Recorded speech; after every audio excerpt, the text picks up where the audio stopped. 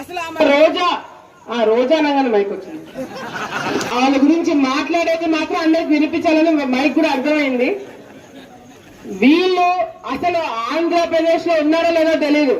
ఎక్కడో ఫారెన్ కంట్రీలో కూర్చొని ప్రెస్ మీట్లు పెడుతున్నారు. చంద్రబాబు నాయుడు గారు తిట్టడమే పనిగా పెట్టుకున్నారు.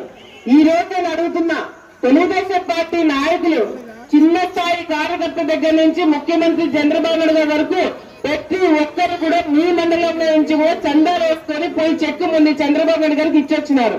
పొదుపు వాళ్ళతో సహా చిన్న పొదుపు వాళ్ళతో వాళ్ళు కూడా డబ్బులు తీసుకొని పోయి చంద్రబాబు నాయుడు గారికి ఇస్తుంటే వేల కోట్లు 100 కోట్లు దాచుకొని ఈ రోజు 1 కోటి రూపాయలు జగన్మోహన్ రెడ్డి గారు నేను వరద బాధితులకి 1 కోటి రూపాయలు ఇస్తారని చెప్పి అనౌన్స్ చేసినాడు. 1 రూపాయి కూడా ఇంతవరకు తీసి ఇవ్వలేదు. అంటే మాటలు మాత్రం చెప్తారంట, డబ్బులు మాత్రం బయటికి తీయారంట. ఇది ఈ రోజు వైసీపీ నాయకుల పరిస్థితి.